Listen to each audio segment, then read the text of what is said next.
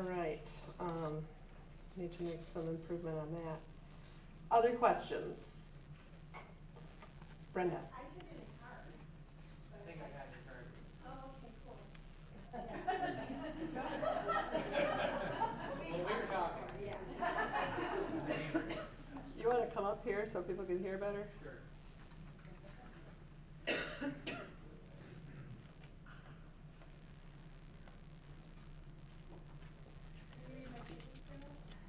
Yes, I think so. Says, how is the city protecting public space offered as part of a development in perpetuity? It's a good question, and Brenda and I were talking, and I'm not sure this was always followed through, but we've kind of caught on to that.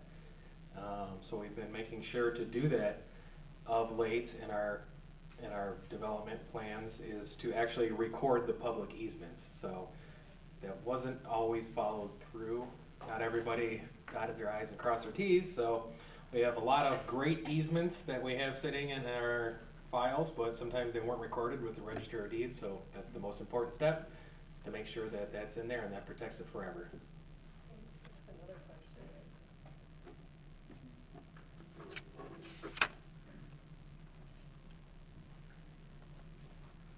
So Kathy handed me a card that says, is there a plan for the flooded bike path east of Lakeside and erosion under asphalt near Amico? If not, what can we do? I don't really have an answer for this right now because it's something that our Department of Public Works would be handling.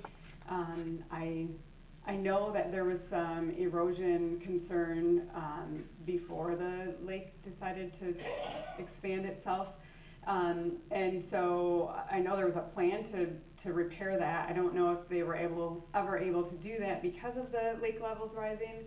So, you know, we're certainly watching it, and obviously well, maybe it's not obvious to you, but obvious to the city that we value that resource, and so we want to repair it. It's just that if the lake water is going to remain high, we don't have a lot of options to hold the lake back while we work. So I'm sorry I don't have a better. I see riprap placed along the way. Okay, that's possible. So it sunk in at one point, and they repaired it, and then this last wave on, they kind of did the same thing over again, so. Yeah. And that's the problem, is sometimes you try to repair it, and if the lake's gonna remain high, you're just gonna keep fighting the same problem. Are those for me, or for just in general? We'll find out. Yeah, well, I'll say it later. Let's go with some people who haven't spoken yet, so let's start with Chris. Yeah, and along those same lines, a lot of concerns I'm hearing on Facebook, Beach Street and the erosion under Beach Street. I don't know if this is appropriate, but is there a possibility we might lose Beach Street access altogether? And if we did, then what would be the process for like mitigating that for the future? It would be very detrimental, not just to the city, but to Norton Shores and Fruitport if we lost that road, because their water lines are under it. So we have to protect that. Now, we can keep the road closed as necessary while we're doing that and while we're dealing with the high lake levels, but we cannot lose that water main. So the process is, you know, going through permitting processes to engineer a solution. You know, if the lake was going to stay as high as it is, I would foresee that there would need to be some sort of hardscape. But, you know, I don't think the prediction is that it will stay this high forever. So we should definitely be investigating options, though, for when the next time the lake gets as high as it does, because we know it will again. But for now, there isn't a lot we can do. I want to add one thing to your answer on hardscapes, because hardscapes is not always the answer to erosion, only when you have a really steep slope. But if you have the ability to pull back and make a more gradual grade, then the water that rises and comes back down doesn't erode it. It depends, you know, you still have to use plantings and things, and of course, you know, I like plants, but. So do I. Yeah. But that's what we found. We've done a lot of shoreline restoration, and yeah, when you have a really steep slope, you're gonna have to probably armor it with more rock or riprap or something, you know.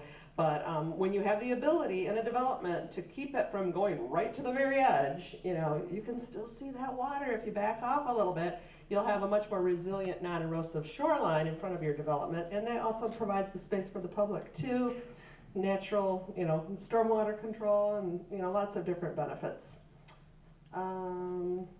Okay, David, and then Leah. This is a question for Al. I know it wasn't included in your study, but have you read or seen anything that discusses maybe economic impacts, and the psychological impact of public access, and maybe has that been quantified in any way, maybe not necessarily in the case of Muskegon, but elsewhere? Have you seen that or read anything about that? Talk about? Sure, yeah, I mean, as I alluded to, maybe not explicitly, there is definitely a psychological improvement in people's attitudes when they have public access, outdoor recreation. I think we all know that intuitively. To quantify that is a difficult kind of thing other than through survey work, but absolutely. I mean, I think everyone in this room can, you know, agree with that having the ability to be outdoors, and for those people who like to recreate on the water, having that access to that is essential. It's more than just an economic side of thing. That's why it's a socioeconomic analysis. Are there any resources out there that city or others could reference to look at that, studies that have been done on this? Beyond the one that we did with Paul? Yeah, there's plenty that are out there. Amanda, do you have anything that you can refer to?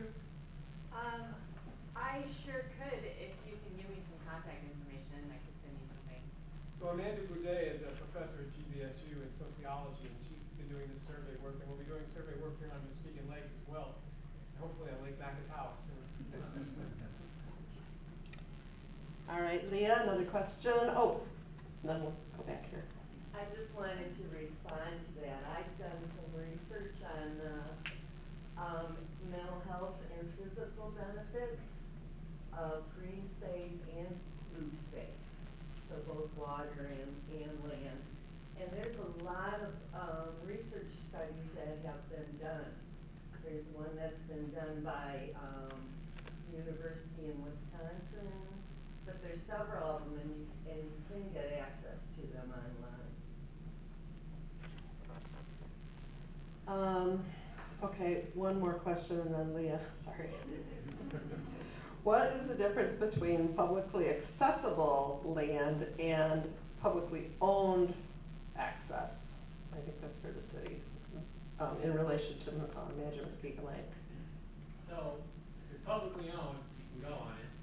It can still be privately owned and you can go on it as long as there's that public easement over it. Okay. So in Imagine Muskegon Lake, the 140 acres refers to publicly owned land. No, it's. Or an easement on private land, Privately owned land with an easement. but the easement would make that part public, okay.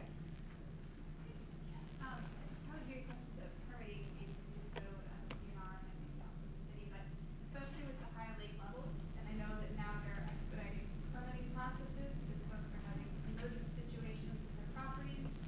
How are we balancing the permission to maybe add a hardscape where there wasn't before with our desires to eliminate hardened shorelines in general? Are we looking at a lake-wide response,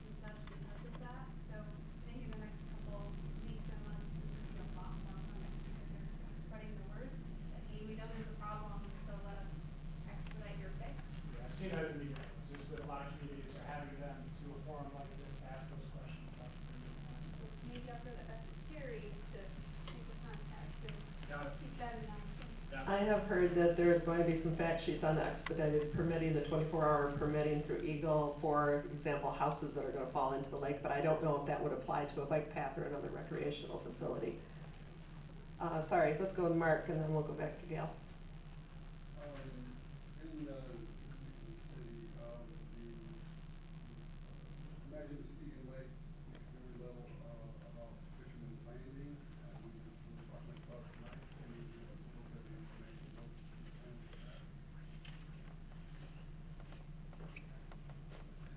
Didn't hear your question. Can you still repeat it? the question with regard to what's going on with Fisherman's Landing? Well, for right now, Fisherman's Landing remains Fisherman's Landing, as it has been. We do have a private entity that is interested in purchasing that property. And so if we are able to go through with that process, then we have to follow the process that Dan Lord was just talking about, the conversion process.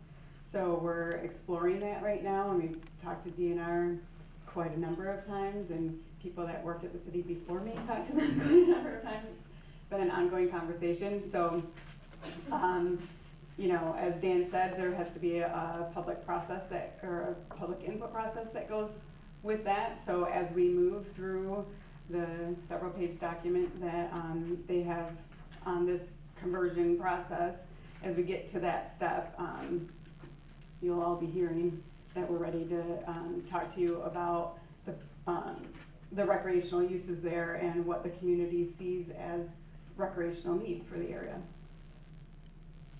Does that sort of answer, or is there, I don't know what else you're looking for? Just wondered why it was not even planned for the at all. I mean, with the master plan, it doesn't mention, it has a passing reference of it.